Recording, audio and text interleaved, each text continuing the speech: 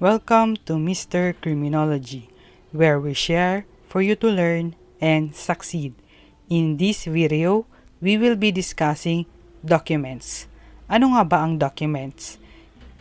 It is any written instrument by which a right is established or an obligation is extinguished, or every deed or instrument executed by a person by which some disposition or agreement is proved, evidence, or set forth.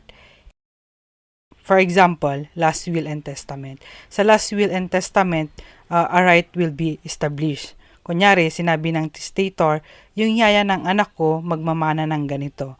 By virtue of the last will and testament, which is considered as document, si yaya ngayon ay may right na magmana. The writing must be complete, otherwise there is no falsification. Balikan natin yung example natin kanina. Kung yung last will and testament walang pirma yung testator or yung namatay, then hindi siya considered as document. There are 4 kinds of documents. 1. Public documents. 2. Official documents. 3. Private documents. And 4.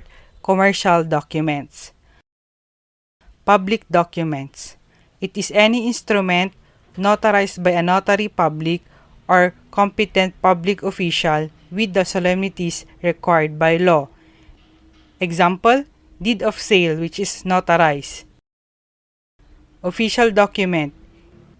It is any instrument issued by the government or its agents or officers having authority to do so, and the offices which in accordance with their creation they are authorized to issue. Examples, driver's license, personal data sheet, RPDS, government employees' daily time records, and so on. Take note, official document is also a public document. Private document. It is every deed or instrument by a private person without intervention of the notary public or of any other person legally authorized, by which document some disposition or agreement is proved, evidence, or set forth. Examples of private document: love letters, deed of sale or deed of donation which is not notarized, promissory notes which are not notarized. Private document becomes a public document after it is notarized or made part of a public record. Yung deed of sale po, pag hindi pa na-notarize, private document lang siya. Pag na-notarize na, considered na itong public document. Commercial document.